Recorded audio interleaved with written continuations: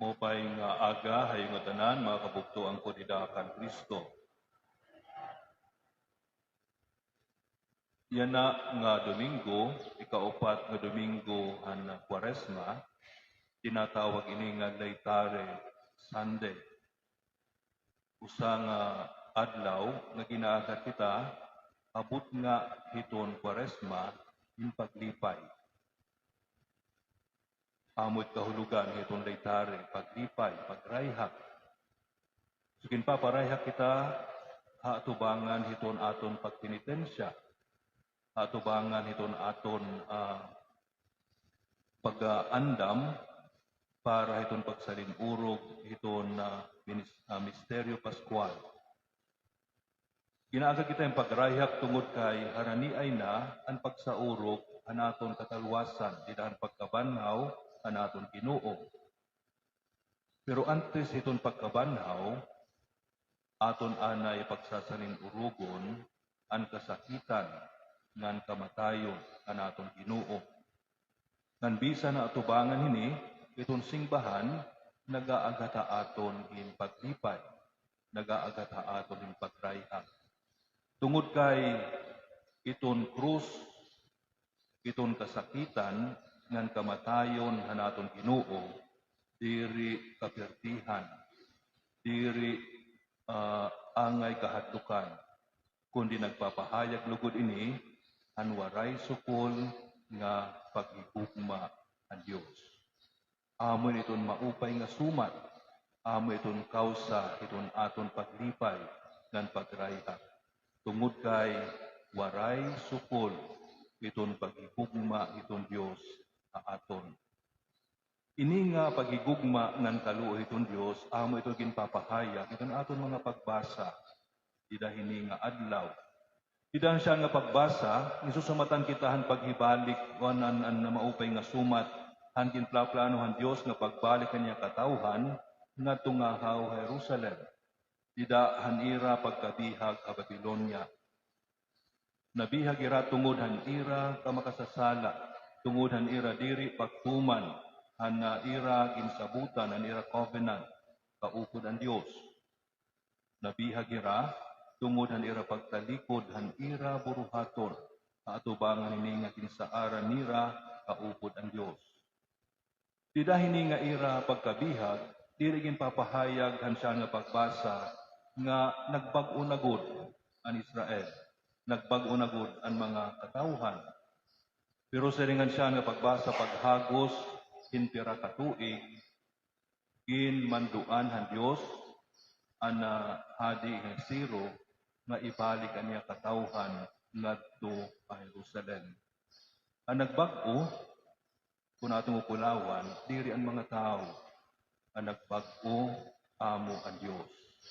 Kahumanhan ang iya kapungot nga ginpapahayag didahini nga pagbasa, nagbago niya huna-huna, mahitungo niya mga tao, naluoy hiya, nan iya nga hawira ibabalik, ngadto ang ira kalugaringon na tuna.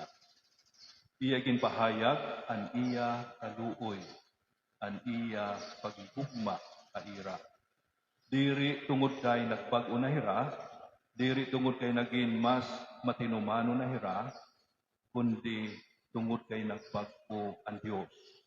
Nawara na aniya kasina, ngan ginawas nga haw kumbaga, aniya kaluoy, ngan paghigugma kaira.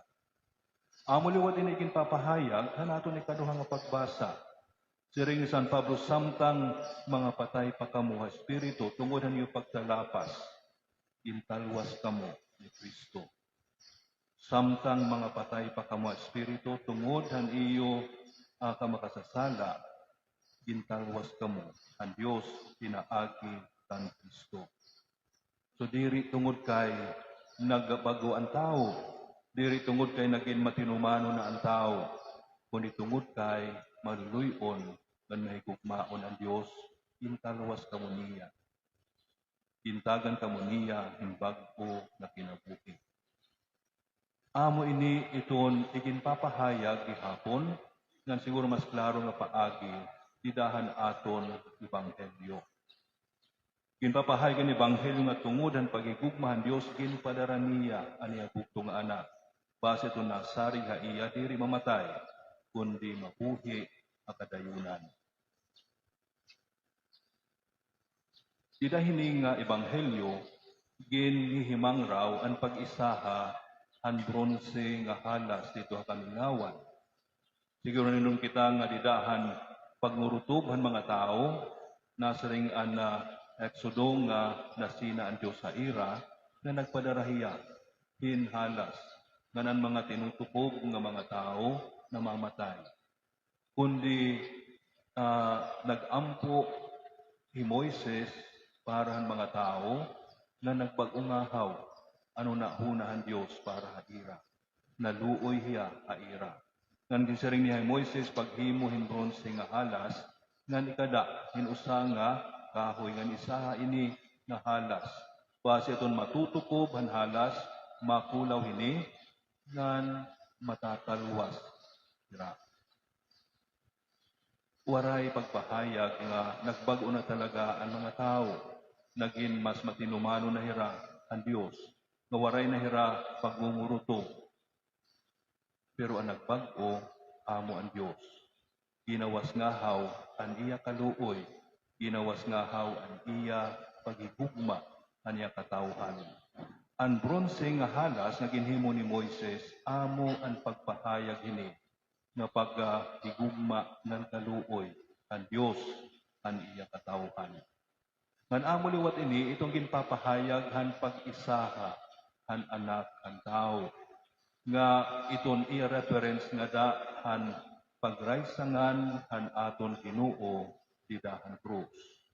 Inisa hiya, base ipahayag ang waray sukod nga kaluoy ng paghigugma ang Diyos. Sugad na lahini, iton paghigugma ang Diyos nga iginhatag niya aniya bugto nga anak. Diri tungod kay deserving ang tao, kundi tungod kay inihigugma hiya iton Diyos. Amo ini iton maupay nga sumat nga iginpapahayag ha aton yan nga adlaw, man amo liwat iginpapahayag ha aton nga tanan nga panahon. Sugad ini kadako ang kawaray sukol, iton paghigugma iton Dios iton niya katawhan nga iginhatag niya aniya bugto nga anak.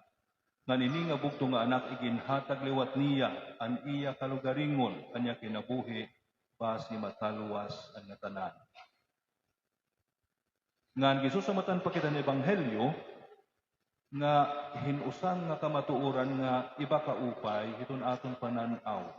Iton Dios kay danay naguhuna-huna kita nga iton Dios daw sugad hinusang nga makaharadlok nga Dios nga nagbibinantayon aton pakasala base kita iya patukan kung makasasala kita. Danay nga niton aton motivation, iton aton pagbago, aton kinabuhi, amo iton kahadlok iton Dios. Kay diri nga magbago, pangin nakiabtan hit kamatay, may nga to ka impyerno. Iton kahadlok iton Dios.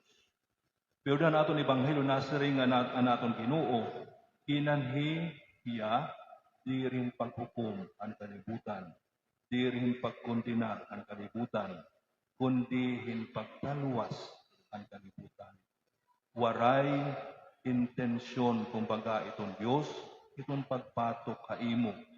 Waray huna-huna iton Dios, pagpadarahaimo nga to impyerno. Waray dida iton plano iton Dios, saringanin ni Jesus, nga may ada mawara, bisan usa, han iya igintapod ha akon, han igintapod ang amay ha akon. Waray, dida iton plano iton Dios, nga may ada usa nga tao nga mawara, dida iton iya paghigugma, dida iton iya pagtalwas. So, nasa yung ebanghelyo, amo init paghigugma iton Dios, bubuhaton niya iton nga tanan, base matalwas ka, nga ihinigugma nga tao. Iginhatag nga niya bugto nga anak, base ka matalwas. Iginpadara ini nga anak, di rin paghukom, hanbisan kang kanay, kundi base matalwas ang nga tanan, pinaagi haiya. Ang amo nga ni pamalan ni San Pablo sa rin niya, waray bisan hino nga makakapabulag ha aton, iton paghigugma iton Dios. Waray bisan ano ngan bisan hino, kay bisan nga na niya anak iginhalad niya para aton. So waray gid iton intensyon iton Dios in pagpatok iton tao. Kung iton tao masisirutan man, diri tungod kay karuyag iton Dios. Kung itungod kay amo iton pinpipili iton tao. Nan amo naging papahayag lewat ang ebanghelyo, maabot iton paghukom. Diri tungod kay karuyag paghukuman han Dios iton tao. Maabot iton paghukom tungod kay iton tao, pwede magdumiri iton pagtalwas iton Dios. Iton magkukondenar iya, diri iton Dios, kay diri karuyag iton Dios, iton pagpatok bisan kang kanay. Iton magkukondenar iton tao, amo iton iya kalugaringon. Kung diri hiya tumuo, kung diri hiya sumarig han Dios, kung diri niya karawton, ini nga pagigugma iton Dios. Iyang ahaw, iton magkukondenar, iton iya kalugaringon. So diri itong tao angay mahadlok, usa nga Dios nga nagpapatok itong tao, kay diri itong amo itong kinaiya, itong Dios. Itong Dios paghigugma, itong Dios nagtatalwas, diri hiya naghuhukom, bisan kang kanay. Man amo yung matiging papahayag ni San Juan, nasa ring hiya nga dida, hiton paghigugma, waray kahadlok. Itong tao nga nakilala, itong pagigugma, itong Diyos, diri hiya angay mahadlok, itong Diyos. Kaya itong Diyos nahigugma na nagtatalwas. Itong nakilala, itong hingpit nga pagigugma, itong Diyos, mawawara itong kahadlok, idahaiya. Kaya kikilaloon niya, ini nga Diyos, nga waray sukol, itong kaluoy, ng pagigugma iya.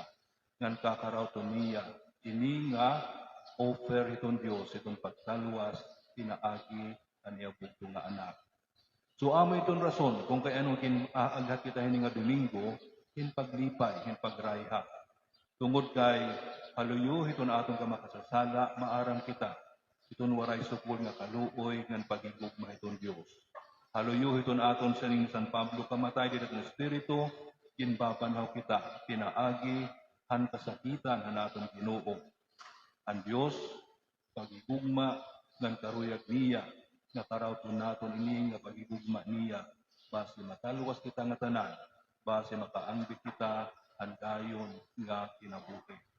Amo ini iton maupay nga sumat, nga angay naton ipahayag, nga angay naton karawton. Padayon kita, naging tatalwas, pinaagi itong kaluoy, ng pagigugma,